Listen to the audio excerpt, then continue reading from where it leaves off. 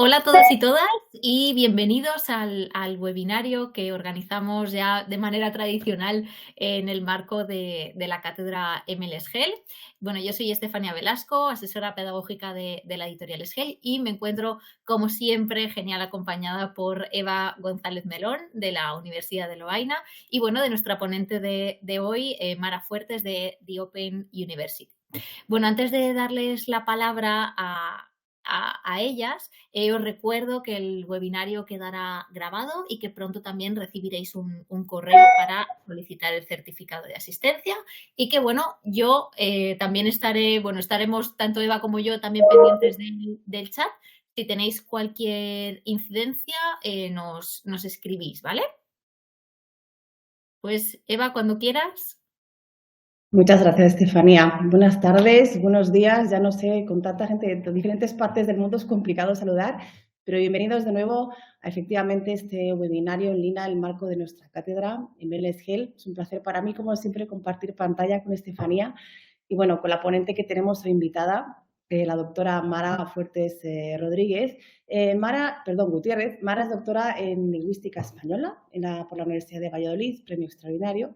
Es profesora titular de Lengua Española y jefa del área de español de la Open University en Reino Unido. Su investigación y publicaciones recientes se centran en la aplicación de teorías lingüísticas a la enseñanza de lenguas, la sociolingüística aplicada a la enseñanza del español, la formación de profesores y en varios aspectos de la enseñanza del español a distancia y en línea. Es vicepresidenta de la Asociación para la Enseñanza del Español como Lengua Extranjera, ASELE, un gran congreso a nivel internacional conocido por todos, y editora de reseñas de la Journal of Spanish Language Studies y secretaria de la Asociación de Hispanistas de Reino Unido e Irlanda. No me voy a demorar más, le cedo la palabra a nuestra invitada y muchísimas gracias a las dos por compartir este espacio con nosotros. Adelante. Bueno, hola, buenas tardes. Un saludo a todos y a todas. Espero que se me escuche bien y que pues durante la próxima hora, 45 minutos, podamos compartir una serie de reflexiones que espero que resulten inspiradoras y productivas. En realidad, lo que me gustaría hacer hoy es pues plantear un estado de la cuestión acerca de cómo pueden dialogar una disciplina más bien teórica, como es la sociolingüística, con la enseñanza de lenguas a través de esta idea de la sociolingüística aplicada a la enseñanza del español, para intentar trazar un puente entre distintos movimientos y perspectivas teóricas que en la actualidad forman parte de la lingüística más teórica y cómo pueden informar las prácticas docentes y lo que llevamos y lo que hacemos en el aula. Para ello, haremos un estado de la cuestión. Después hablaremos de competencia sociolingüística, aunque lleva desde varias décadas formando parte de currículum, de materiales, etcétera. Podemos observar cómo se comprende la competencia sociolingüística en la actualidad y de qué manera podemos desarrollarla con nuestros aprendientes, y también una breve reflexión acerca del tratamiento de la variación lingüística.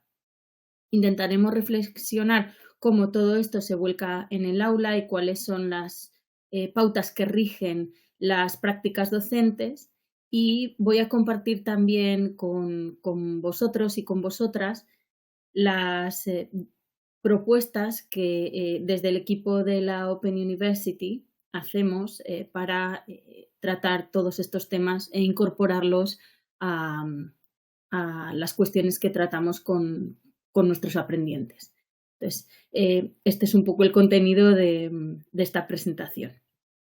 Bien, pero bueno, antes de empezar, para que la cuestión sea un poco dinámica, me gustaría saber cuál es vuestro perfil, de dónde venís y bueno, creo que también es una manera de hacernos una idea de lo potente que puede resultar una formación como esta, de compartir, etcétera. Entonces os pido que en el chat indiquéis cuál es vuestra respuesta a estas preguntas tecleando simplemente una letra. ¿De acuerdo? Bueno, entonces, en primer lugar, me gustaría saber dónde vivís.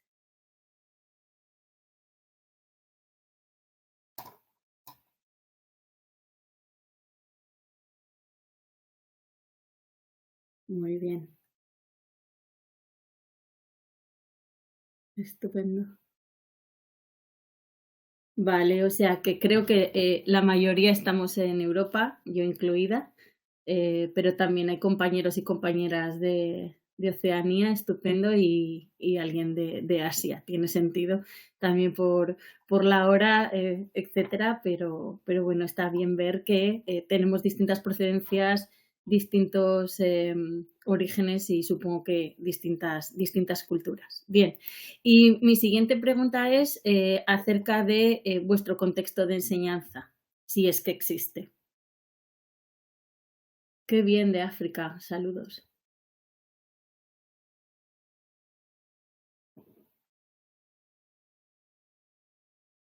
Vale, o sea que secundaria, universidad, clases particulares también, mezcla contextos, compañeros y compañeras que dan clase en varios contextos diferentes, en varios niveles.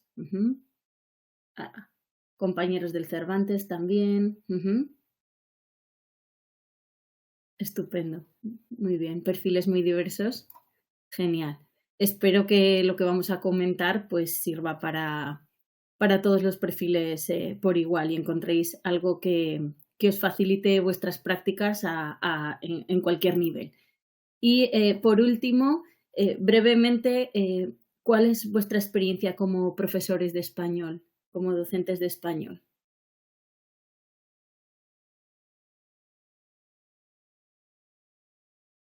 Wow, docentes súper experimentados, la mayoría, muy bien. ¿Algún compañero o compañera Nobel también?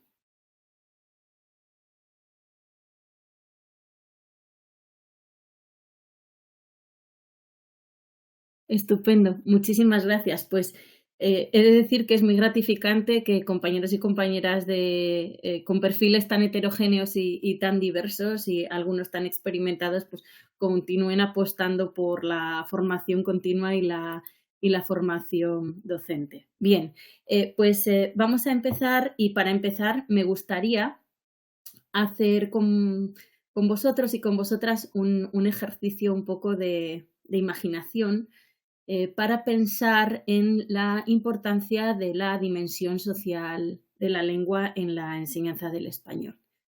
Por un momento, quisiera que en este fresco tan bonito de Botticelli, que en la actualidad no está expuesto, pero lo custodia el Museo del Louvre en París, que se titula Las bodas de Mercurio con filología, pero vamos a permitirnos una licencia y vamos a pensar que en lugar de Mercurio tenemos un aprendiente de español en nuestro caso, a quien le tiende la mano la sociolingüística aplicada, en realidad una subdisciplina de la lingüística, o sea que casi lo mismo.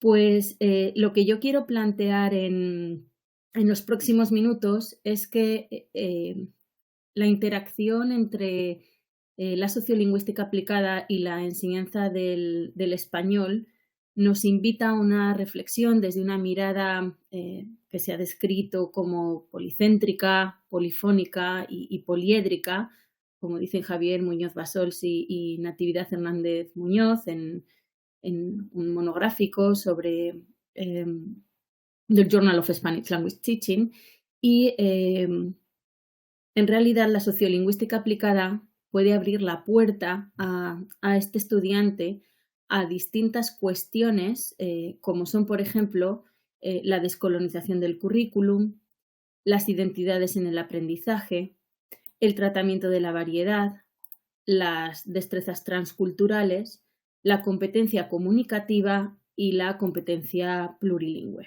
En ese sentido, lo que quiero argumentar es cómo a través de la sociolingüística aplicada nos podemos aproximar a todos estos movimientos que en la actualidad están adquiriendo bastante peso en la educación y particularmente en la enseñanza de lenguas y, como no, en la enseñanza del español. Esto es porque, bueno, con las 7 artes liberales que están aquí representadas en realidad, convertidas en estas cuestiones asociadas a la enseñanza del español, lo que logramos es que todo tenga un tratamiento desde la justicia social que en una posición superior de alguna manera monitoriza o domina que el tratamiento de la lengua en el aula tome este cariz. Entonces, este es mi punto de partida, es decir, el que la sociolingüística aplicada forma parte de un currículum que cumple todas estas características y también un objetivo de justicia social. Entonces, vamos a ver cómo transita este aprendiente por medio de la sociolingüística aplicada entre todas estas cuestiones. Bien. Quisiera hacer un poquito de historia en primer lugar y pensar por qué de alguna manera necesitamos replantearnos la enseñanza del español en la que se incluya el contexto que quizá ha sido descuidado en el pasado. Bueno, he visto algún historiógrafo de la lingüística en la sala que ya sabrá que desde Nebrija existe esta idea de la lengua como compañera de un imperio en expansión y cómo esta ideología se expande a la vez que el propio imperio, de alguna manera, si bien en un principio no van estrictamente de la mano, porque durante las primeras etapas de la colonización española en América, en realidad son los misioneros quienes aprenden la lengua local para evangelizar. Sin embargo, esto cambia en el siglo XVIII porque, bueno, primeramente en 1713 se crea la Real Academia Española a imagen de la Academia Francesa y, sobre todo, casi a finales de siglo, en 1770, Carlos III, en una real cédula, impone que la lengua que se hable en los dominios españoles sea el español. Y lo que dice es particularmente que se extingan los diferentes idiomas que se usan en los mismos dominios y solo se hable el castellano. Entonces, esto ya implica una serie de ideologías y una serie de cuestiones que van a tener impacto en cómo se ve la lengua y cómo se enseña. Entonces, a continuación, bueno, saltamos unos años y vamos a 1851, cuando se crea, bueno, cuando Andrés Bello redacta su gramática en lengua castellana destinada al uso de americanos, y en este caso, si bien evita un poco el factor geográfico, es verdad que se usa la lengua española como factor unificador de Latinoamérica. Y esto se plasma también en la creación de nuevas academias, como por ejemplo la colombiana en 1871, o las teorías de autores como Rufino José Cuervo o Miguel Antonio Caro, que son los fundadores de la Academia Colombiana de la Lengua, y en concreto Cuervo pues se considera el padre de la filología española en América. Entonces, esta ha sido un poco la política de imposición de alguna manera del español como lengua nacional y una determinada variedad del español, hasta que en 1999 la Real Academia cambia de política y va hacia lo que se llama el panhispanismo, a partir de una visión más inclusiva y diversa de lo que es la lengua. Entonces, en este contexto histórico, podemos plantearnos 3 vertientes que nos van a influir en nuestro contexto de enseñanza.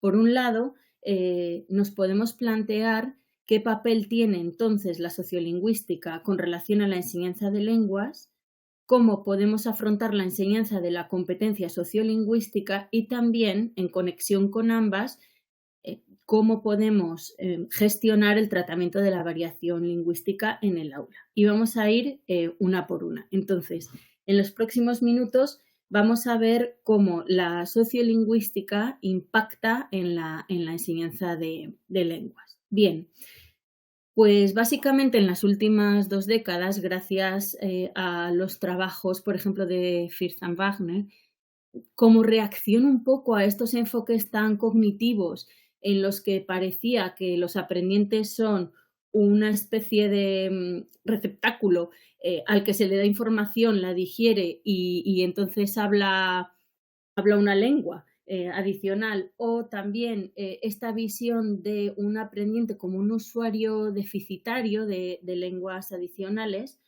pues autores como Fritz Wagner, como digo, abogan por un empleo o sea, un acercamiento a la enseñanza de lenguas más émico, más desde dentro y más sobre cómo investigar, ¿no?, aquellos aspectos sociales que intervienen en el aprendizaje de lenguas. Y esto tiene 2 vertientes.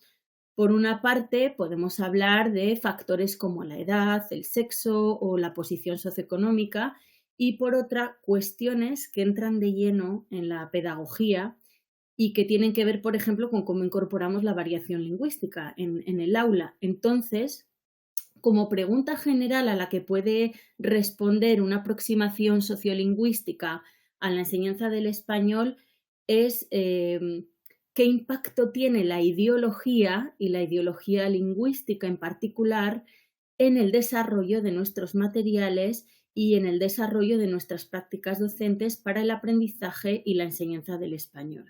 Entonces, en primer lugar, ¿cuál es el impacto de utilizar el español como medio de instrucción para la descolonización de la educación? Que esto es lo que estudian autores como Quijano o Miñolo.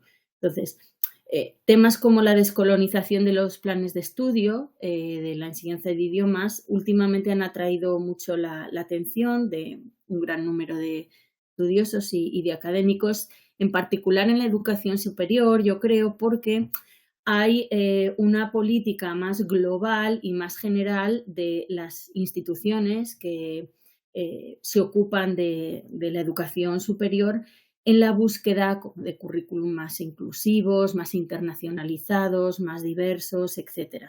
Y entonces, concretamente en los últimos años, pues ha habido muchas iniciativas para tratar de facilitar discusiones sobre la descolonización del currículum en la enseñanza del español.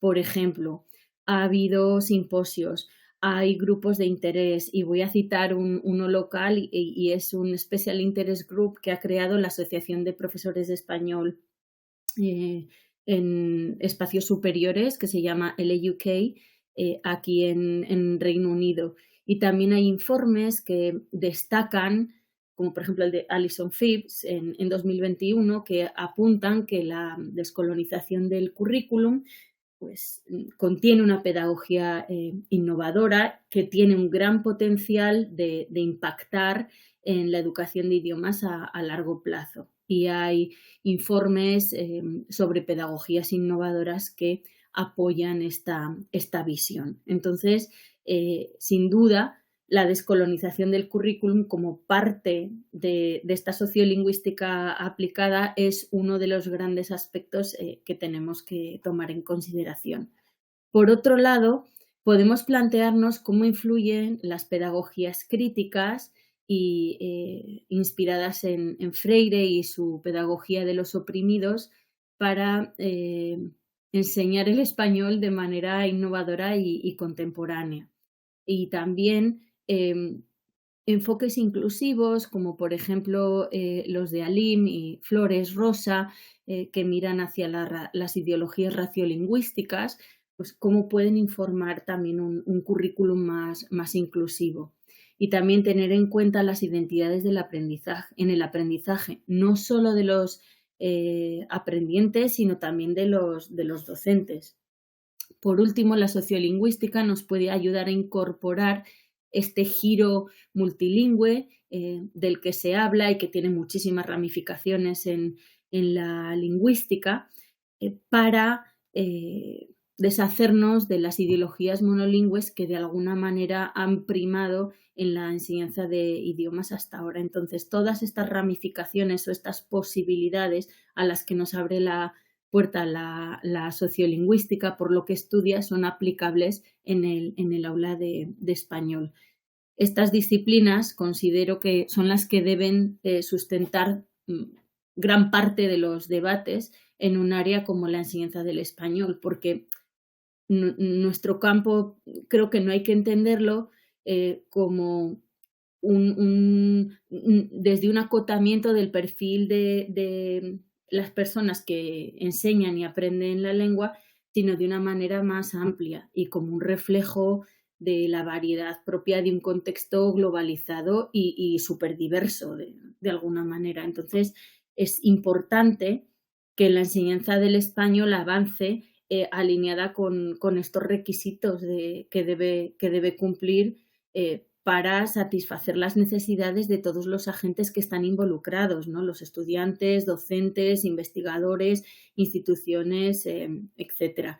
Entonces, por eso la sociolingüística, que no se basa tanto en la norma, sino en los contextos de uso real de la lengua y en el acceso a la lengua en su estado vivo, pues ha de ser uno de los componentes que construye la competencia comunicativa de cualquier aprendiente de lengua. Y sí, tenemos escalas, tenemos niveles, etcétera, pero hay que prestar más atención quizá a aquellos que hacen referencia a la adecuación social y también a la sensibilidad y a la capacidad de saber interpretar la variación lingüística en todas estas dimensiones, de alguna manera. Así,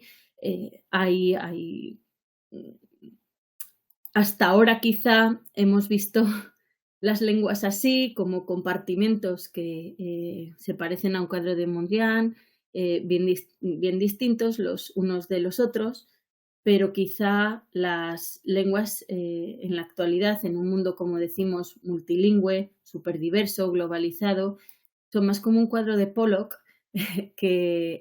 donde vemos conexiones, vemos cuestiones que se parecen, pero a lo mejor no hay unas fronteras entre lenguas ni entre variedades lingüísticas tan claras como se han intentado imponer hasta ahora.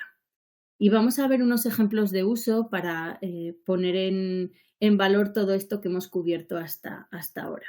Tenemos muchísima información sobre el aprendizaje de lenguas que les llega a nuestros estudiantes. Por ejemplo, se da información de famosos que hablan español mejor que tú y 4 que deberían, pero no.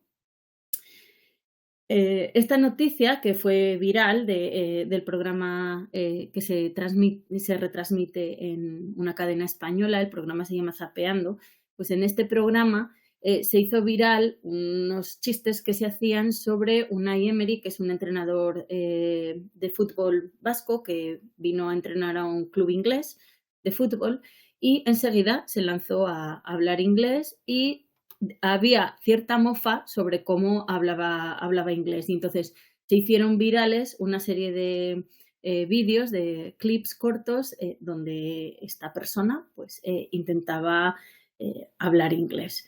Y fue motivo de risa, etcétera.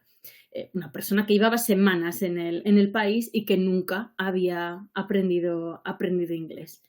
Y hasta hubo quien lo defendió y le dijeron, mira, si te ríes de lo que está haciendo Unai Emery, sal de Twitter y bájate Duolingo para aprender tú. Bueno, lo que de alguna manera invita a pensar cómo se gestiona la enseñanza el aprendizaje de una lengua en niveles iniciales, ¿no? Entonces, ¿qué es lo que detectamos aquí?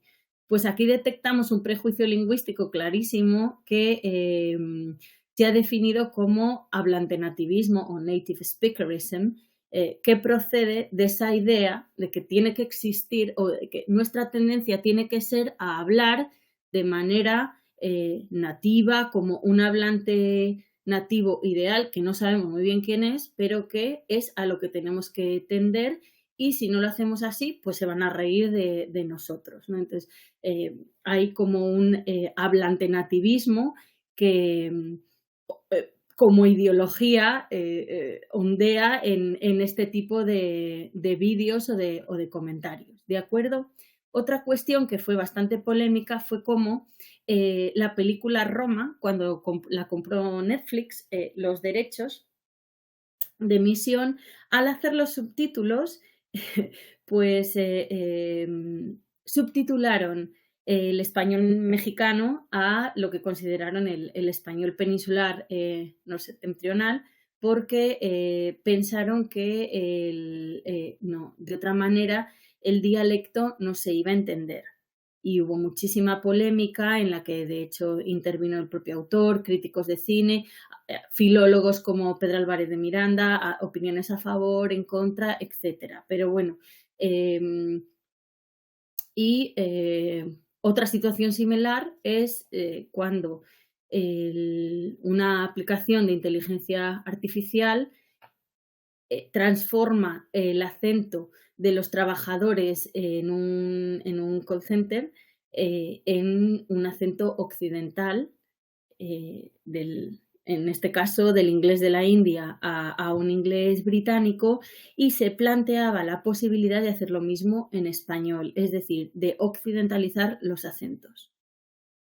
De nuevo, aquí lo que encontramos es otra ideología bastante perjudicial para el aula de idiomas, que es lo que Rob Drummond y Amanda Cole han llamado accentism o accentismo, es decir, prejuicios que tienen que ver con el acento o la variedad lingüística que emplea una determinada persona.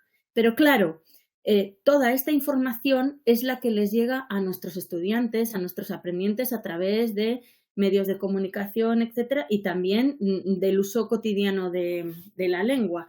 Entonces, tenemos que contar con que nuestros estudiantes en muchas ocasiones acuden con unas expectativas basadas en estos prejuicios, y es lo que como docentes es sobre lo que tenemos que reflexionar y lo que tenemos que evaluar. Además, hay algunas publicidades que insisten a lo mejor en que si se va a estudiar a un determinado lugar se aprenderá el español propio, fluido y sin acento. ¿De acuerdo? Y publicidades recientes, en publicidades recientes pues, nos encontramos con este tipo de atractivos que se ofrecen a nuestros estudiantes que a lo mejor están pensando o irse a estudiar a esa ciudad, hacer un periodo en el extranjero en determinados sitios, y hay quien considera que una manera de atraerlos es ofreciendo este tipo de enseñanza. Bien, o lo mismo, aprender español en la cuna del español, donde se originó, etcétera, de nuevo volviendo a las ideologías casi que veíamos de Nebrija y otros autores de la tradición gramatical del español, como podéis ver.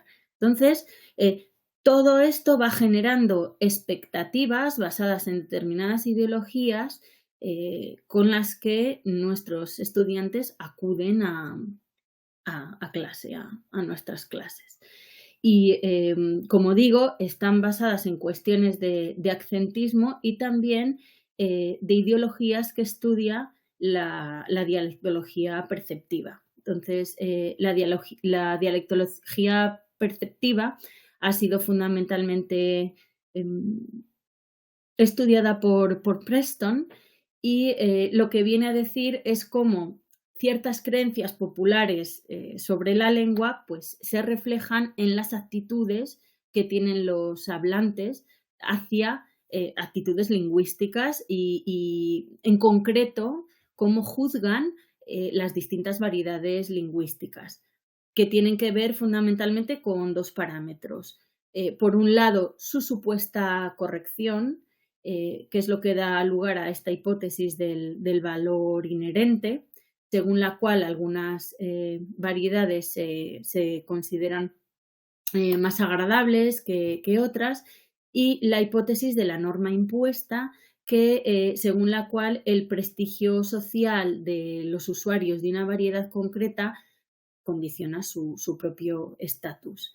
Y estas y otras cuestiones se unen en este concepto o en esta ideología o ideologías de la lengua estándar, que son conceptos acuñados por Milroy y también Lippy Green en los años 80 y 90, que lo que vienen a decir es que existe como un condicionamiento hasta inconsciente hacia la preferencia por una variedad que en realidad es abstracta, idealizada, homogénea, que viene como impuesta y que además es la que se utiliza como modelo para la lengua escrita.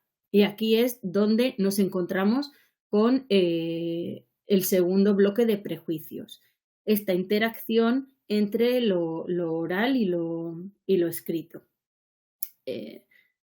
Porque si nos vamos, por ejemplo, al diccionario panhispánico de dudas, como podéis ver, aquí he seleccionado la voz Jersey, pero un estudiante que consulte este diccionario se encuentra con que, si podéis leer las 4 últimas líneas de la entrada, veis que se dice que se recomienda adaptar siempre la grafía a la pronunciación, de manera que quien pronuncie Jersey escriba Jersey, quien pronuncie Jersey escriba Jersey y quien pronuncie Jersey escriba Jersey.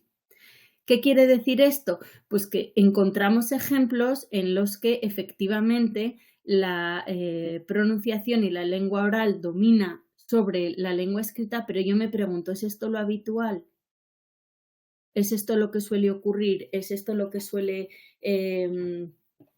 suceder en esta interacción entre lo oral y lo escrito? ¿O es más bien algo conectado con esta ideología de la lengua estándar, donde la variedad que se supone prestigiosa, aunque no sea la mayoritaria, es la que condiciona la escritura?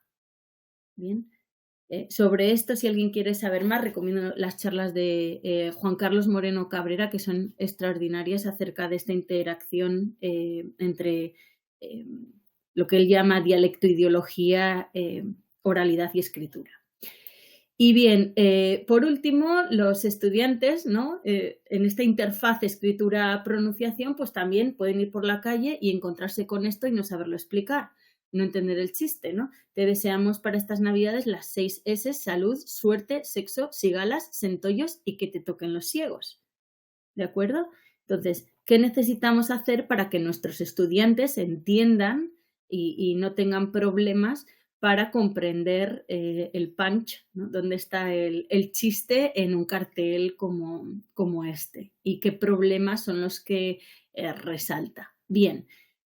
Podemos entonces recopilar, gracias a Juan Carlos a Francisco Moreno Fernández, una serie de mitos y prejuicios entonces que intervienen y con los que en muchas ocasiones acuden los aprendientes al aula. Por ejemplo, tenemos que seguir la norma correcta de los nativos. Un dialecto es una lengua mal hablada. Todos los americanos suenan igual. En Colombia se habla el mejor castellano, el español de España es el más puro. Bueno, una serie de elementos con los que posiblemente muchos de nosotros y nosotras nos hemos formado, aunque hemos procurado quizá irnos deconstruyendo, y que forman parte de las creencias que tienen nuestros aprendientes y desde luego contradicen los postulados de la sociolingüística y todas las ramas de las que hemos hablado previamente. Entonces, al igual que ocurría con las propias lenguas y cómo interactúan entre ellas, las variedades lingüísticas no son así, sino que se parecen más a esto. pienso yo, ¿de acuerdo? Una vez visto cómo la sociolingüística aplicada de alguna manera afecta a la bueno, puede tener puede ser este referente positivo para la enseñanza del español, vamos a detenernos brevemente en lo que es la competencia sociolingüística y ver de qué manera puede influir en nuestra enseñanza. Entonces, brevemente en el chat, ya sé que va a ser un reguero de opiniones, pero sí que si pudiéramos escribir cada uno una palabra o un par de palabras con qué conceptos o ideas asociamos a la competencia sociolingüística.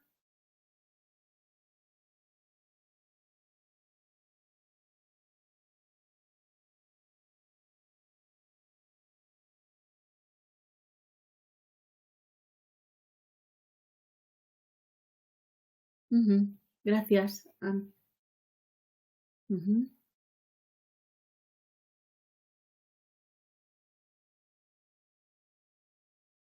Muy bien. Vale, muchas cosas. Comportamiento, expresiones, interculturalidad, saber adecuar la lengua. Adecuación, adaptación, sale mucho. Cultura, costumbres, modismos, diversidad. Contexto situacional, efectivamente.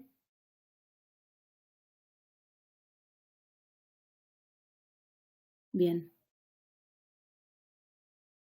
Registros también. Multiculturalidad, inclusión, pragmática, Miguel Ángel. Estupendo. Bien. Hay palabras clave que repetimos, ¿verdad? Contexto, cultura o interculturalidad, multiculturalidad, costumbres, adecuación, también veo inclusión, emociones, variantes, variación, etcétera. Bien. Veamos por un momento la definición de la última edición del Marco Común Europeo de Referencia para las Lenguas sobre competencia sociolingüística. Vamos a intentar analizarla un poco, ¿no? De acuerdo con el marco, como todos y todas sabemos, supongo, pues es una de las 3 competencias comunicativas de la lengua, junto a la competencia lingüística y la competencia pragmática. Y bueno, aunque vamos a tomar la definición del marco, no quiero dejar de mencionar que esta dimensión de la lengua también está reflejada en otros documentos de referencia empleados en otros contextos pedagógicos, también con fines curriculares y pedagógicos, como por ejemplo las Proficiency Guidelines de ACTFL en América o los Canadian Language Benchmarks en Canadá, o, por supuesto, para el caso concreto del español, en el plan curricular del Instituto Cervantes. Pero bueno, para los propósitos de este seminario me interesa tomar como referencia precisamente la definición del marco. Entonces, lo primero que se nos dice es algo que ya ha salido, que es abordar la dimensión social del uso de la lengua. Esto tiene que ver, como decimos, con la lengua en contexto, ¿verdad? Contexto situacional, etcétera. Bien, la siguiente cuestión que llama la atención es que se dice que gran parte de lo que contiene el marco resulta relevante para la competencia sociolingüística. ¡Wow! O sea que tiene muchísima importancia y muchísimo potencial para el aula, puesto que de un documento tan extenso, gran parte está asociado con la competencia sociolingüística. Pero justo en el punto que se titula competencia sociolingüística, lo que se dice es que se tratan únicamente las cuestiones que no se abordan en otra parte. Y para mí esto es una desilusión. Es decir, si tanta importancia tiene y es tan relevante para todo lo que contiene el marco, el tratamiento que se le da es como lo que no he podido cubrir en otro sitio, es decir, en la competencia lingüística o en la competencia pragmática, pues lo introduzco aquí, en lugar de darle un poco su sitio, por así decirlo. Es más, se dice claramente que son los marcadores lingüísticos de relaciones sociales, las normas de cortesía, las diferencias de registro dialecto y el acento, lo que se va a cubrir dentro de la competencia sociolingüística. Pues bien, como lo tenéis aquí marcado. Entonces, ¿cómo se refleja esto en las clases? ¿Cómo lo llevamos esto al aula? Pues, como habéis dicho en el chat, lo primero es enseñar a comprender el contexto sociocultural que rodea a la comunicación, por ejemplo, la ironía, y también se hablaba de adecuación sociolingüística, es decir, saber emplear la lengua de manera apropiada, porque la lengua está totalmente mediatizada, determinada y de hecho se actualiza constantemente por este contexto en el que se emplea. Entonces, adquirir la competencia sociolingüística significa adquirir destrezas productivas y destrezas receptivas. Y realmente hay muchos trabajos que demuestran que enseñar de manera explícita estas cuestiones a nuestros estudiantes favorece la adquisición. Pero como vemos, en el fondo, este y otros documentos que empleamos para diseñar nuestros currículos, para inspirar nuestros sílabus, etcétera, pues lo que destaca de aquí es que en el fondo se presta muy poca atención a la diversidad, a la variación, y hay como cierto inmovilismo y mucha brevedad y falta de reflexión acerca de cómo podemos presentar estos contenidos sociolingüísticos a nuestros estudiantes y la competencia sociolingüística como tal. Como veis, eso es lo que no se aborda en otra parte, lo trato aquí, es un poco decepcionante. Entonces, mientras que sí que se admite que existe una creciente diversidad lingüística y cultural en nuestras sociedades, y es verdad que en este documento aspectos como la competencia plurilingüe tienen mucho peso y es un paso hacia adelante, y eso hay que reconocerlo también. La diversidad lingüística tratada como un contenido curricular o como una herramienta pedagógica o como parte de la identidad de los aprendientes, en el marco se menciona solo 4 veces en un documento de más de 300 páginas. Y sí que es verdad que aparece en la contracubierta de la obra, porque se dice pues eso, que el Consejo de Europa aborda la educación lingüística, protegiendo la diversidad, etcétera, pero parece más bien un ejercicio de cumplir de mencionarlo para cumplir, no tanto de involucrarse en facilitarnos a los docentes, a quienes tenemos que aplicar todas estas cuestiones, su incorporación al aula.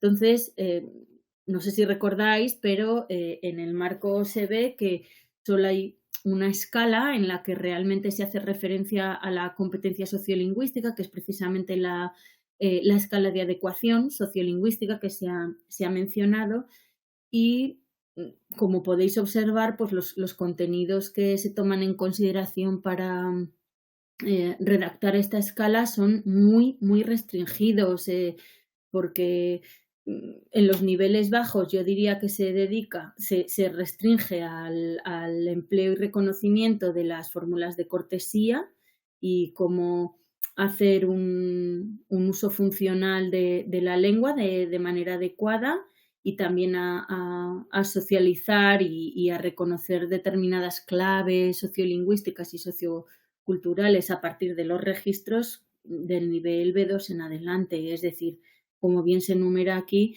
se dejan fuera numerosas cuestiones. Se indica, ¿no?, fórmulas de cortesía, registros, diferencias entre la cultura de origen y las culturas meta, un poco del humor también, ¿no? Se hace referencia al empleo connotativo y humorístico de la lengua, y se atiende quizá en el nivel C un poco más a determinadas variables sociolingüísticas que sí que tienen un impacto en el acto comunicativo, pero luego los descriptores son muy, muy generales, sin excesivo entrar en detalle. Para mí hay ausencias llamativas, no sé si tenéis la misma impresión. Por ejemplo, los descriptores no hacen referencia a las variedades diatópicas de ninguna lengua, menos en el nivel C1, cuando se habla de que el aprendiente pueda necesitar confirmar detalles si el acento es desconocido o algo así, y tampoco se habla en absoluto de la diversidad sociocultural que existe en las lenguas, y es muy llamativo que siempre se habla de comunidad meta, no de comunidades meta. Entonces, como digo, la diversidad está muy, muy poco presente en esta serie de pautas. Entonces, son en realidad descriptores y metas poco realistas, y quizá son cuestiones que están arraigadas, que son muy difíciles de llevar a la práctica si las queremos cubrir con profundidad, porque no disponemos de pautas en estos documentos clave. ¿De acuerdo? Entonces, bueno, para mí el tratamiento de la competencia sociolingüística en la última edición del marco es, en este sentido, como digo, un poco pobre y decepcionante. Entonces, ¿qué podemos observar acerca de la variación lingüística? Bueno, pues hay esperanza, no en el marco quizá, pero sí gracias a determinadas propuestas que han ido surgiendo en los últimos años. Y bueno, me gustaría destacar en primer lugar los trabajos seminales de Francisco Moreno Fernández, a quien he citado previamente, quien desde principios del siglo XXI está apostando por, de alguna manera, explicar cómo se puede plantear el tratamiento de la variedad en el aula. Y también hay autores y autoras que apuestan por distintos modelos de enseñanza, y aquí tenéis algunos ejemplos, entre los que destacan los trabajos de Tita Beben, Cecilia Garrido, Eva Bravo o María Antonieta Andión Herrero, por ejemplo, que han hecho propuestas sobre cómo se puede incorporar toda la variedad y enseñar la lengua en contexto. También me gustaría destacar encuentros importantes como los Congresos Internacionales de ASELE, que en 2001 y en 2017 tuvieron como ejes temáticos aspectos relacionados con la variación y la variedad, o publicaciones, bueno, por resaltar una, pues está el libro de Raulich, ¿no?, que han publicado recientemente Natividad Hernández Muñoz, Javier Muñoz Basols y Carlos Soler Montes, y otros estudios y otros trabajos que se están haciendo en esa dirección. Y bueno, puesto que lo he visto en el chat, lo voy a mencionar. Narciso Contreras Izquierdo, sé que tiene discípulos que han estudiado cuestiones de variedad en manuales como parte de sus trabajos de fin de grado o trabajos de fin de máster, que aportan mucho, y que además, de cara a la formación y a futuros profesores de español, a lo mejor pues es una manera muy productiva y muy honrada también de empezar con la formación de los futuros profesores. Entonces, ¿qué es lo que provoca que existan estas propuestas? Pues bueno, hay factores que son intrínsecos al español y su enseñanza, y otros que tienen que ver con el avance de otras áreas concomitantes. Por ejemplo, el español se está consolidando, o la enseñanza del español se está consolidando como una disciplina autónoma, y entonces yo sí que creo que a día de hoy contamos con fundamentos metodológicos y pedagógicos robustos que nos permiten hacer este tipo de reflexiones con lo que respecta al aprendizaje de la lengua. También tenemos recursos que facilitan el tratamiento de la diversidad en el aula de lengua, como por ejemplo los cursos de formación específicos, el acceso de textos variados para el input, gracias sobre todo a los recursos digitales. Y, por supuesto, pues el posicionamiento de la Asociación de Academias de la Lengua Española, de ASALE, a favor de una norma pluricéntrica del español a través de su política panhispánica, que ha conseguido de alguna manera que bueno, que suscribe de hecho el tratamiento de las variedades en el aula. Y bueno, cómo no, pues el avance de la sociolingüística del español en las últimas décadas, que nos hace contar con descripciones potentes de esa diversidad, de esa variedad, etcétera, que puede trabajar en paralelo con los profesionales del español.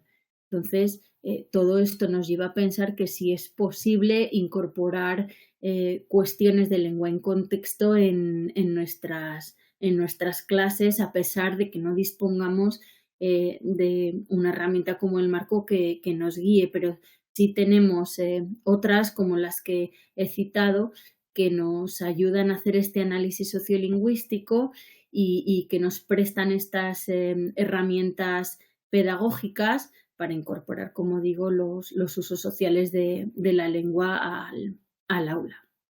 Bien, también hay modelos de enseñanza como en los que intervienen varios factores, en muchas ocasiones la procedencia del o la docente, la procedencia de los aprendientes también y lo que necesitan. Es decir, no es lo mismo enseñar a diplomáticos, por ejemplo, que enseñar a español en contextos de emergencia, que enseñar una clase de español general, y esto siempre lo tenemos que tener presente, pero bueno, una descripción que da Moreno Fernández bastante fiable de lo que suele ocurrir en el aula es pues el enseñar el registro formal y luego, por ejemplo, una combinación de el dialecto castellano con la cultura popular, lo que se llama el español de Almodóvar, para enseñar un español más coloquial, más callejero, o también enseñar el español más próximo, o lo que se llama el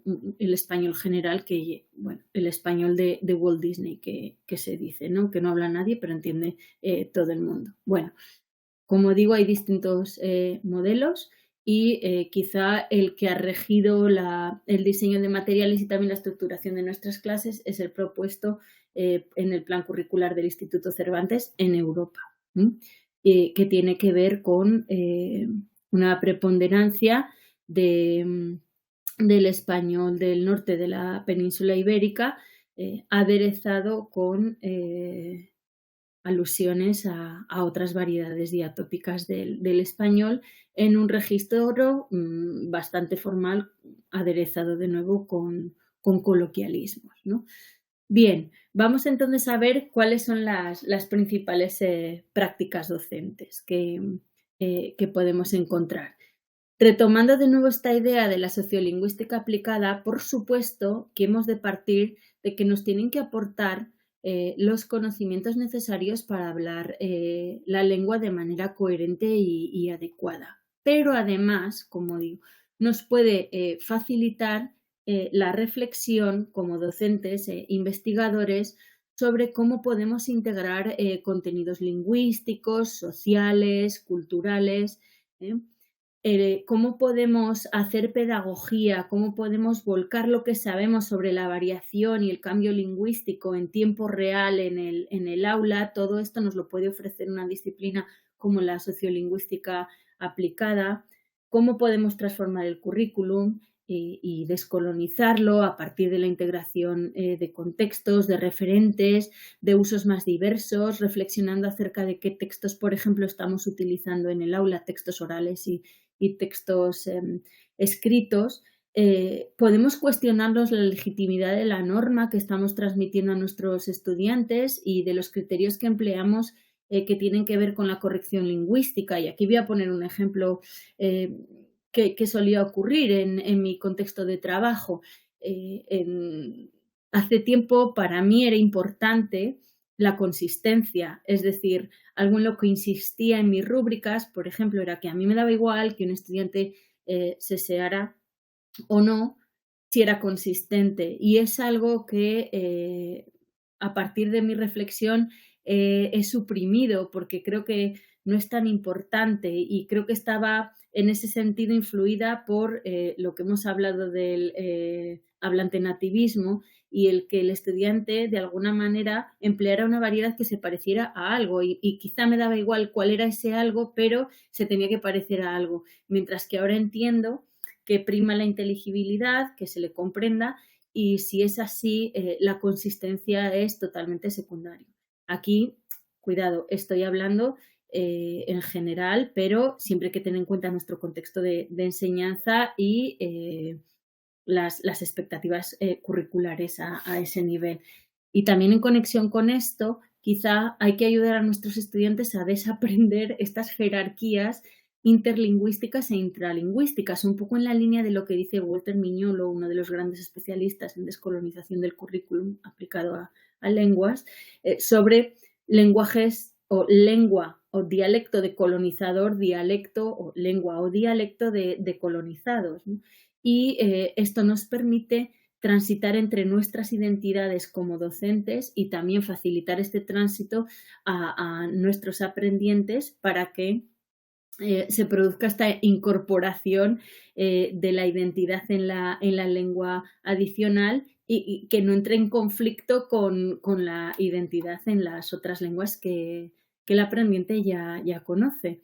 Entonces, en este sentido, la sociolingüística aplicada a la enseñanza del español nos puede ayudar a responder a todos los problemas sociales, no solo lingüísticos, sino también sociales, que de alguna manera nos preocupan y preocupan a nuestros estudiantes que trabajan, o sea, que están aprendiendo una lengua que tiene un pasado colonial, pero que a día de hoy es pluricéntrica, es plurinormativa, es súper diversa, pero global a la vez. Y me gusta mucho este concepto de Snyder y Youngblood, que hablan de una lengua líquida, una lengua líquida que donde se materializa y donde tiene sentido es desde el análisis y la reflexión sociolingüística, y es un poco lo que queremos llevar a nuestros estudiantes en nuestro contexto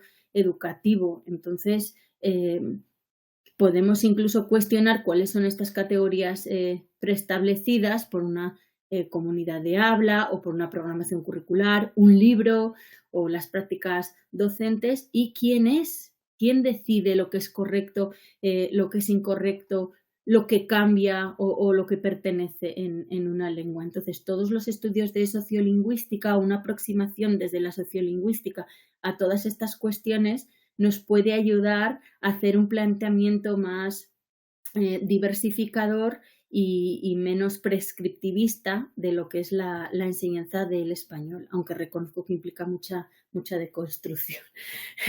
Pero bueno, entonces, ¿qué nos preguntamos nosotros como docentes? Bien, pues, ¿cómo podemos aplicarlos si es que nos interesa? ¿Y cómo pueden estos enfoques volcarse en el aula?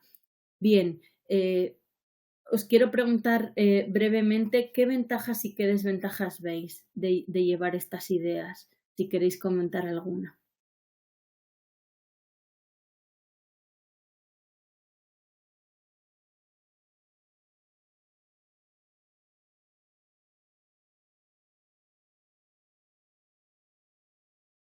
O si no las comento yo. Bueno, pues hay cuestiones que yo reconozco que pueden resultar complicadas, como son, por ejemplo, muy bien, Mario, vale, gracias. Pensé que se había, vale. Bien, por ejemplo, una ventaja es que nadie parte de cero. Es decir, todos nuestros estudiantes traen su lengua y traen su bagaje y su propia identidad al aula, ¿no? Y todo esto se puede transformar en transferencias positivas y en motivación y potenciar la educación intercultural. Sin embargo, es verdad que puede generar problemas, sobre todo en la evaluación, y a lo mejor hay que reconstruir las rúbricas y los criterios de evaluación para adaptarlos a una perspectiva más sociolingüística, y puede costarnos reconocer cuánto hay de comprensión y cuánto hay de competencias. Y un punto interesante es el tema de la gestión de las expectativas. Como veíamos previamente, los estudiantes acuden al aula con sus propias creencias, sus propios intereses y su idea de dónde quieren llegar. Y el plantearles cuestiones como que no existan jerarquías intralingüísticas o cuestiones de adecuación, etcétera, a veces entran en conflicto con la propia idea que tienen de aprender lenguas, y sobre esto hay que trabajar con ellos también. Os traigo aquí por si os sirve de inspiración, pues la manera en la que nosotros en el equipo de la Open University tratamos de volcar todas estas cuestiones en algunos de nuestros materiales, por si os sirve de inspiración o para reflexionar. Bien, pero parto de esta idea de Graciela Vázquez, que me gusta muchísimo, sobre nuestros derechos y nuestras obligaciones como docentes, y pensar, ¿no?, que hay que partir de que nuestra obligación es enseñarle al alumno cuáles son las características de la lengua que enseñamos, y quizá, pues eso, insistir en su diversidad dentro de la unidad, y elegir los modelos que tengan que ver con sus propios intereses. Y por otra parte, nosotros tenemos derecho a conservar nuestra propia identidad lingüística y que, por ejemplo, nadie nos imponga el emplear un determinado acento o el cubrir determinados contenidos culturales.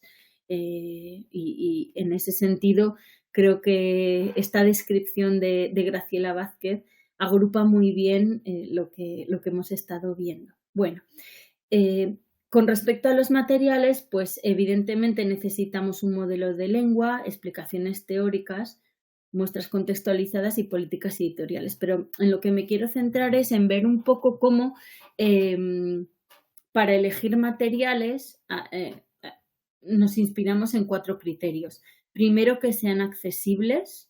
Segundo, que sean rentables y reciclables, es decir, que los podamos recuperar con frecuencia para que el esfuerzo que hace el estudiante en acceder a esos materiales se vea recompensado, que tengan validez, es decir, que no sean anecdóticos y que tengan cierta vigencia. No somos adivinos, pero de nuevo, conocer los avances en la sociolingüística, etcétera, nos puede hacer intuir hacia dónde va el cambio lingüístico y lo que es más anecdótico con lo que va a prevalecer, aunque no siempre es así, pero bueno. Entonces, este ciclo esta propuesta que se basa en lo que se llama un ciclo de indagación crítica de Osborne, en un libro que os recomiendo, y lo tenía por aquí, si os interesan estas cuestiones, que es el de Teaching World Languages for Social Justice de Osborne. Pues en este libro habla de cómo se puede plantear un currículum para la justicia social desde la sociolingüística aplicada. Entonces, de lo que habla es que podemos pensar en 4 áreas en las que basar nuestro currículum. Un área sería la identidad, que incluiría la pertenencia, el conflicto, las dificultades, clase socioeconómica, etcétera. Otro sería lo que llaman arquitectura social, que tiene que ver con las emociones que se mencionaron antes, las creencias, las actitudes, las ideologías, los medios de comunicación, el entretenimiento, todas estas cuestiones que cubrimos en nuestras clases, pero un poco con este enfoque.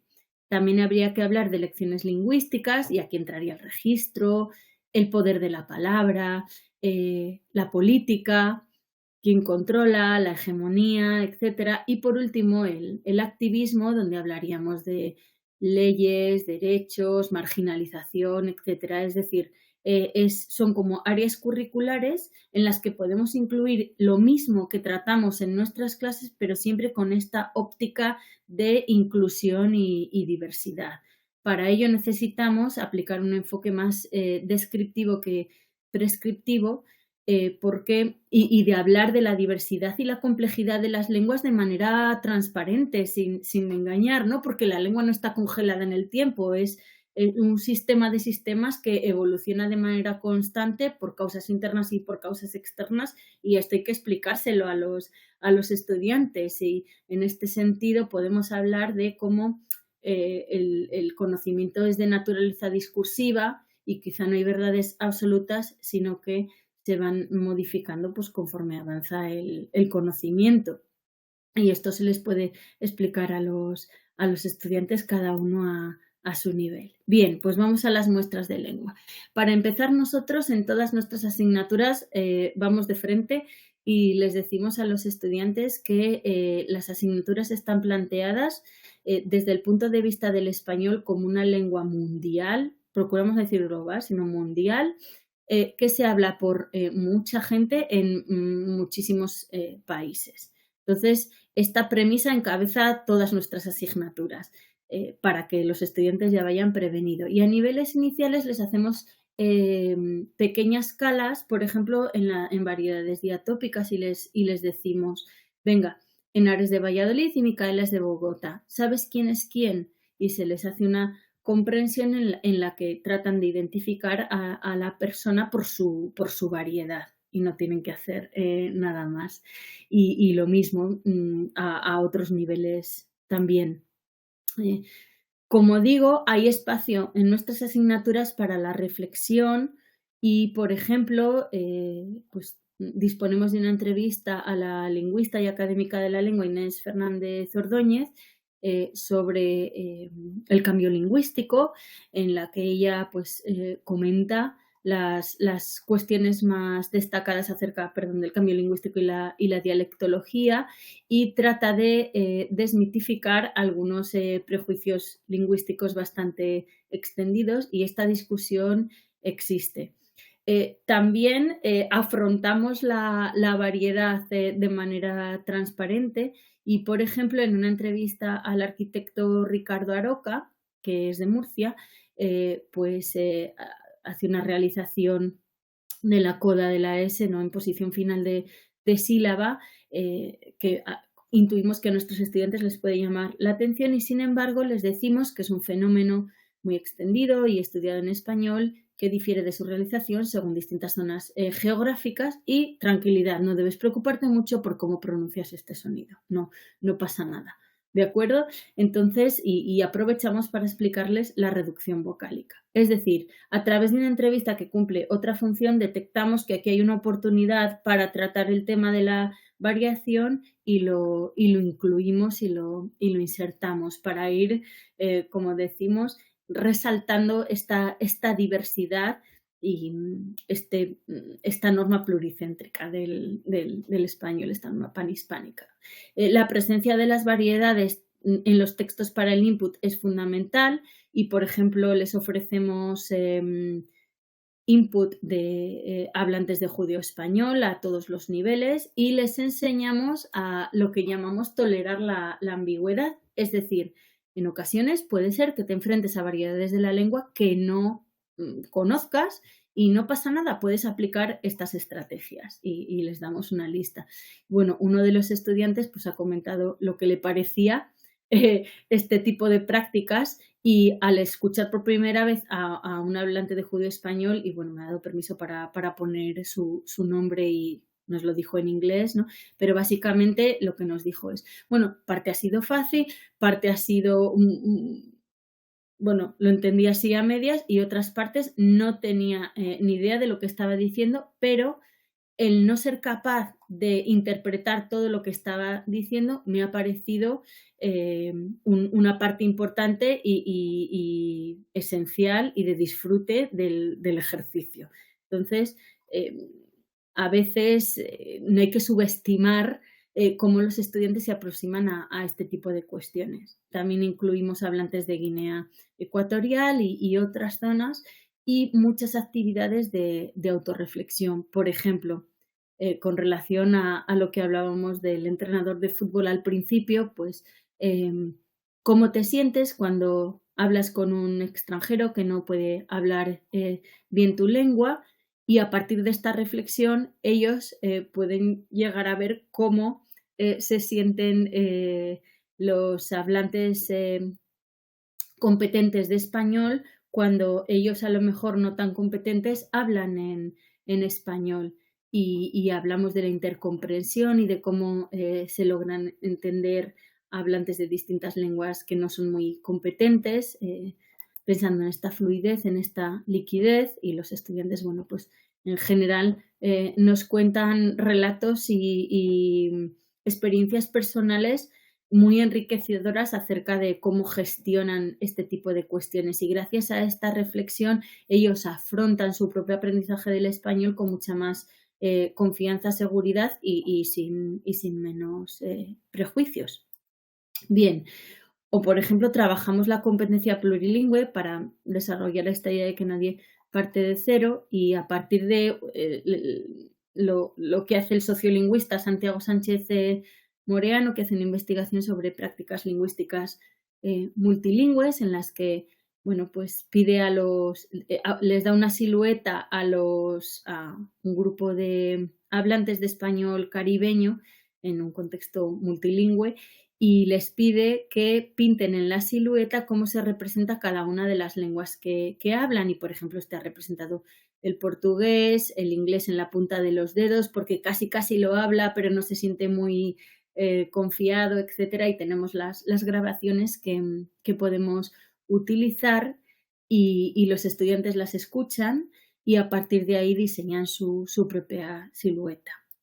Más cosas, pues reflexiones, por ejemplo, acerca del lenguaje inclusivo. Y aquí me voy a detener un poco más, porque es una cuestión, es un cambio en marcha o no se sabe todavía, pero es algo que está muy presente en el uso, en la actualidad, y lo podemos llevar al aula. Nosotros lo hacemos de esta manera. Primero les comentamos que efectivamente hay mucho debate acerca del lenguaje inclusivo y les preguntamos por su opinión, sin más, y votan y ven los resultados de la votación, y después les ofrecemos las dos posturas, es decir, por un lado la postura de la Real Academia, concretamente con una cita del manual sobre el masculino genérico, y después lo complementamos con un texto en el que se habla de las ventajas de lo que este autor ha llamado la gramática inclusiva, para concluir con un vídeo de Inés Fernández Ordóñez en el que habla de su postura sobre el lenguaje inclusivo. Entonces, aquí estamos dando los 3 puntos de vista, y el examen es redactar un texto argumentativo sobre ventajas y desventajas del lenguaje inclusivo, con una crítica y exponiendo de manera argumentada su opinión propia y por qué lo van a utilizar o no. Entonces, aquí ellos no saben lo que yo pienso del lenguaje inclusivo. No he tenido, pues se lo puedo comentar si quiero, pero no tengo por qué. Pero lo que hacemos es exponerlos a partir de las distintas posturas, un debate que viene de la sociolingüística y de alguna manera está en la calle, ¿no? Practican la opinión. Bueno, vamos a ir terminando, que soy consciente de la hora. Entonces, mis recomendaciones son: primero, que nos cuestionemos los textos que llevamos al aula y de dónde salen, cuáles son sus fuentes. Por ejemplo, yo tenía una tendencia tremenda a llevar textos casi del mismo periódico o de la misma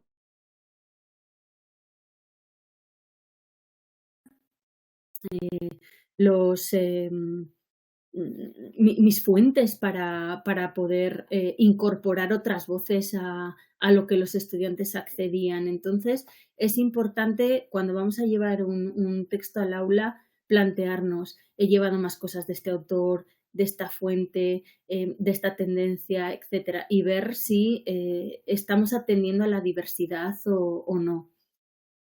Reconsiderar qué dinámicas tenemos en las clases, y también tener presente cuál va a ser la actitud de los estudiantes. Es decir, como hemos visto, ellos tienen su bagaje, sus expectativas y sus creencias, y en muchos momentos la deconstrucción tiene que partir de nosotros, pero expandirse a los estudiantes también.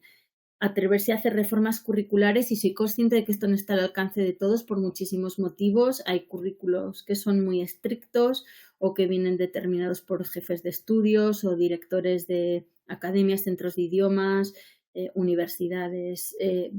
La primaria y la secundaria suelen tener también currículos muy rígidos, pero yo creo que si partimos de la autorreflexión y, como digo, de la discusión al nivel que corresponda con nuestros aprendientes, sí podemos empezar poco a poco. No se trata de destrozar de repente todo lo que hay hecho y empezar de cero, sino ir probando, como digo, introducir otras fuentes, otros tipos de texto, otras voces para generar un currículo más inclusivo. Aprovechar las oportunidades que hay para la formación docente a este nivel y luego, aunque hay grupos de trabajo que ya están trabajando en materiales para la descolonización del currículum, para el tratamiento de la variación, etcétera, creo que hace falta trabajar. Hay una necesidad grande de materiales que trabajen la lengua en esta dirección, a partir de la sociolingüística, a partir del uso más que de la norma, que se salga un poco de trabajar de manera anecdótica con una película o con un vídeo o con una canción en la que se emplea un registro coloquial, por ejemplo. Entonces yo quiero que esta charla sea también una invitación a generar y compartir estos materiales para beneficio de toda la comunidad docente. Y en 2 minutos simplemente, bueno, pues tengo una pequeña coda. Bueno, recordaréis que yo empezaba haciendo este ejercicio de imaginación acerca de un aprendiente a quien la sociolingüística aplicada coge de la mano y le presenta todos estos movimientos y todas estas teorías en forma de materiales con un objetivo de justicia social. Entonces, yo creo que lo que nos tenemos que proponer como docentes es que cuando nos encontramos esto que vi yo hace poco en una terminal de aeropuerto, concretamente en Gatwick, uno de los aeropuertos de Londres, pues el estudiante lo vea y detecte que hay algo que está mal en esta ilustración o en este cartel, en esta información, y lo que está mal son obviamente las banderas. Porque yo veo esto y lo que me pregunto es cómo se siente un mexicano cuando o un hablante de español que no de España, cuando ve esto me produce sin lugar a dudas mucha incertidumbre y hasta cierta tristeza. Entonces, yo creo que lo que tenemos que conseguir es que nuestros estudiantes desarrollen esa conciencia lingüística crítica para que vean que esto no está bien. Y en ese sentido es como nos puede ayudar la sociolingüística aplicada, dándole la mano para que detecte que aquí hay un problema y que tiene que ver con la justicia social. Y bueno, como ejemplo más concreto, yo les enseñé a los estudiantes esta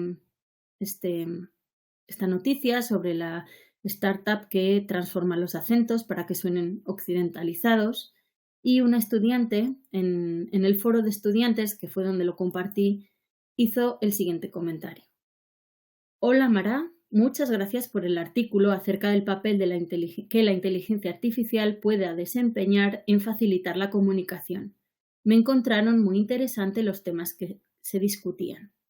Me cuesta a veces, cuando necesito llamar a una empresa, por un lado, en cuanto a las diferencias de pronunciación, por otro lado, en relación con diferencias de entendimiento cultural.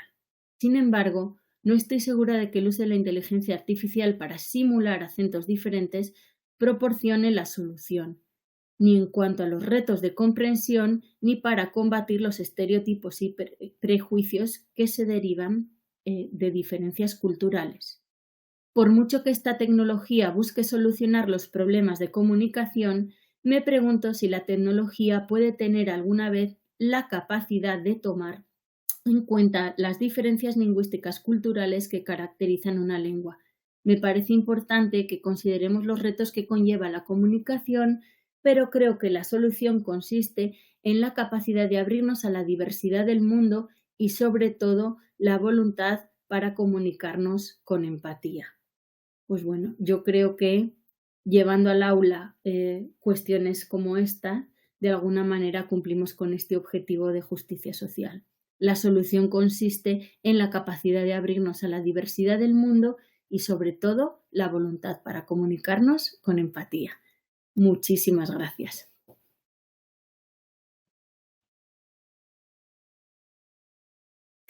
Muchas gracias, Mara. Bueno, han surgido algunas preguntillas. Vale.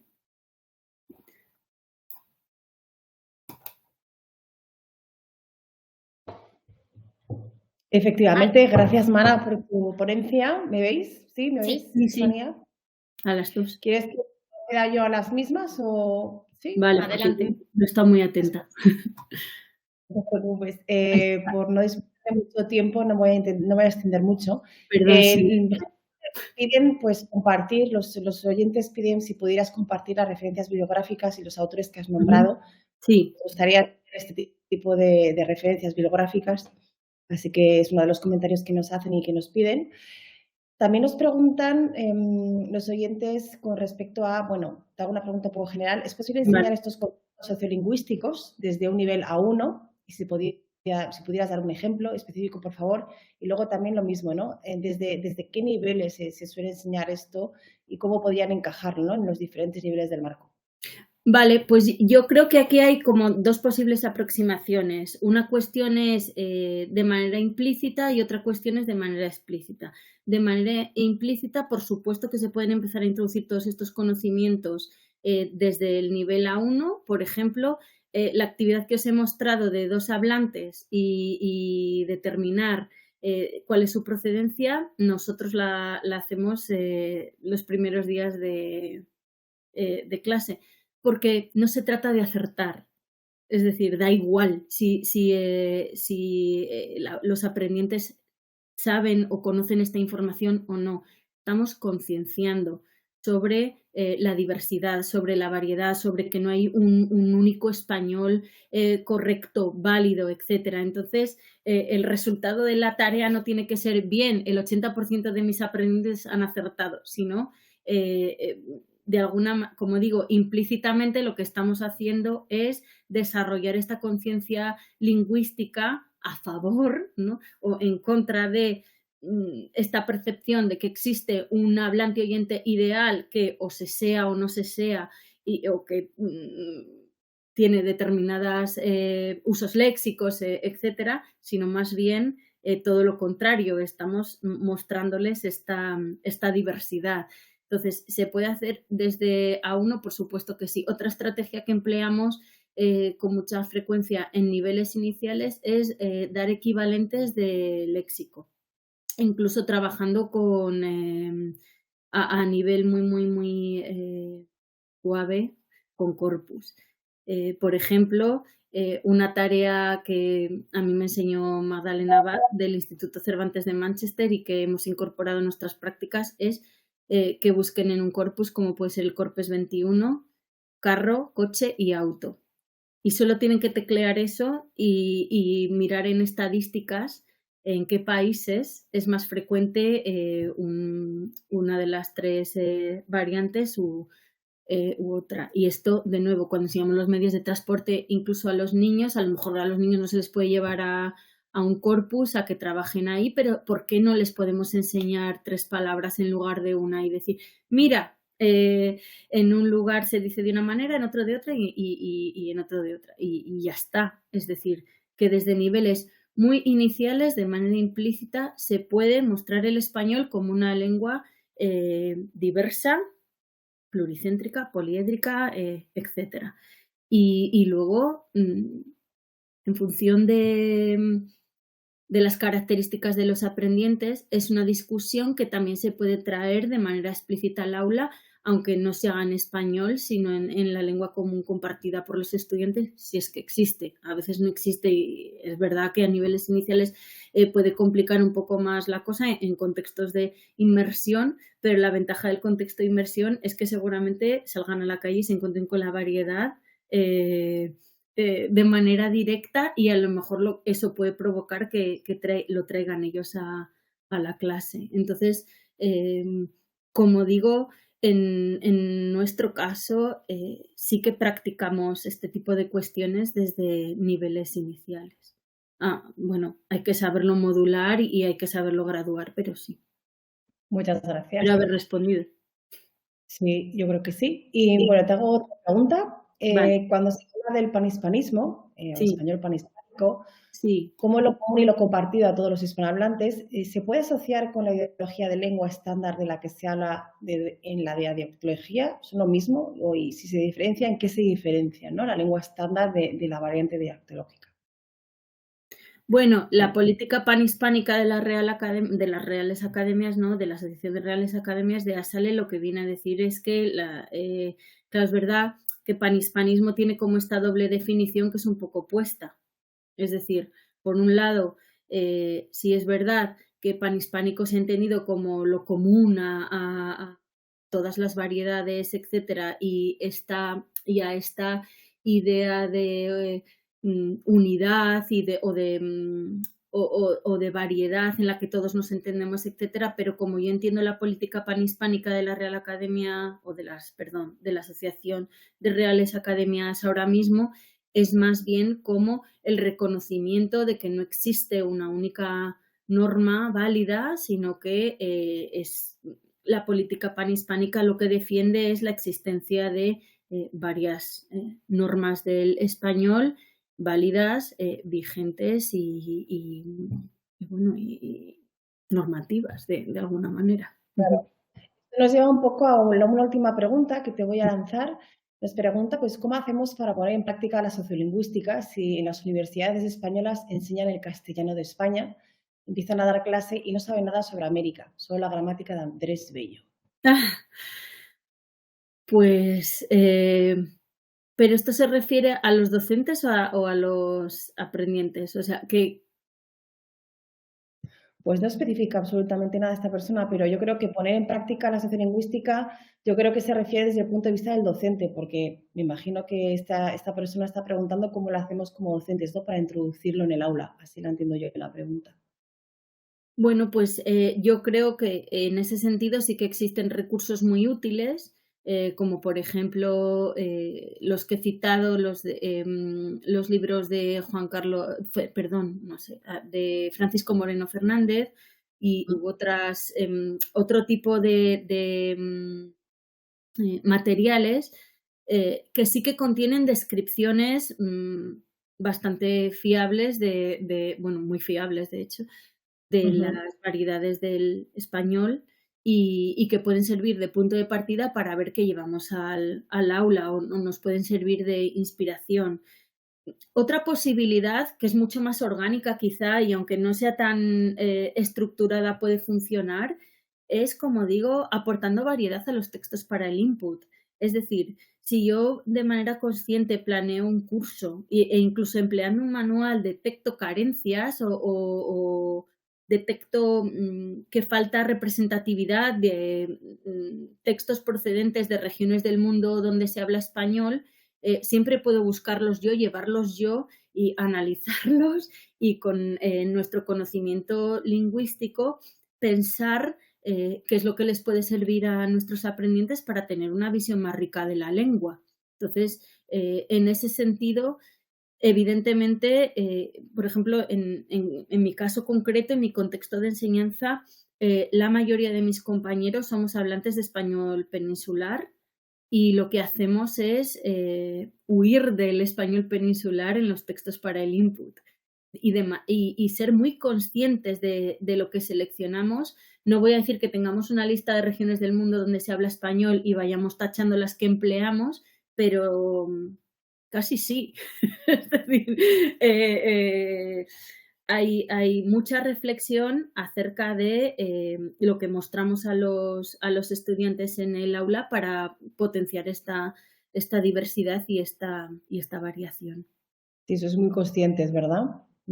Exacto, es decir, la clave es eh, Aumentar la conciencia mm, tanto del que yo grado. reconozco que a veces es difícil, es decir, quiero ver, muchas veces nosotros tenemos nuestros propios referentes, nos gustan y tendemos a emplearlos para también, bueno, pues en nuestras clases. Y si yo a diario consulto un periódico o un par de periódicos y veo cosas interesantes en ese periódico, pues a lo mejor tengo la tendencia de sobreutilizarlo en las clases porque veo que trata temas interesantes y hay muestras de lengua que me gustan para llevar al aula. Y en ese sentido, pues hay que salir un poco de estas rutinas y arriesgarse a llevar otro tipo de materiales con los que a lo mejor nosotros tampoco nos sentimos excesivamente cómodos, pero también es la manera de formarnos y de avanzar y de conocer nosotros mismos pues, las otras culturas del español y las otras variedades del español a partir de estos análisis, etcétera.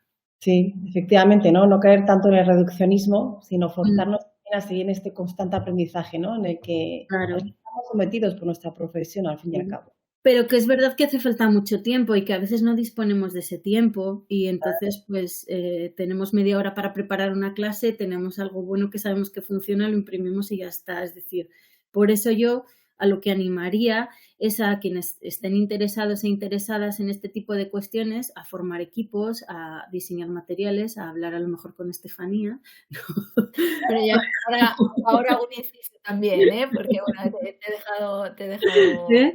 Para, bueno, que es cierto que las editoriales también están haciendo un gran esfuerzo para, ¿no? sí. Hacia la Y inclusión y la diversidad. exacto. Bueno, nosotros tenemos manuales en los que en cada unidad se centra en un país donde se introduce pues un léxico pues más específico, esa variedad de textos, ¿no? de input del que hablabas, se incluye incluso con audios, con vídeos, con material auténtico. Entonces, bueno, sí que es difícil, ¿no? Meter en un manual todo, porque es casi, yo diría que imposible, pero sí que, bueno, aportamos ahí nuestro granito de arena, porque es cierto, ¿no? El español no es solo España, es muchísimo más. Y bueno, pues ahí sí que también lo incluimos en Claro, la los selección va a manuales. estar ahí siempre, pero no es lo mismo seleccionar textos que solo representan un Una número parte. mínimo de hablantes o de contextos de uso del español frente a una aproximación al diseño de materiales, bien sea propios o de editoriales, etcétera, que es más coral, con una más pluralidad de voces Mm, y a veces hay que hacer un ejercicio muy consciente para incluirlas, Sí, porque hay que sí. crearse y a veces esa propia comunidad docente, ¿no? La que tiene que partir otra vez de cero, hacer una autorreflexión y cuestionarse, ¿no? ¿Por qué? ¿Para qué? Y qué es lo que llevamos al aula. En fin, no sé, vamos a dejarlo aquí, yo creo. No sé si no hay ninguna pregunta más para ti. Como puedes ver, te mandan muchísimas gracias desde diferentes partes del mundo. La gente Gracias a está todos por contenta. asistir. Y bueno, maravilloso, muchísimas gracias, nos tenemos que ir, pero bueno, ha sido un placer, Mara, tenerte entre nosotros en el marco de esta cátedra que Gracias a en vosotros. ello intentamos llevar para adelante y ofrecer como formación permanente a diferentes personas en todas las partes del mundo. Nos veremos en la próxima edición.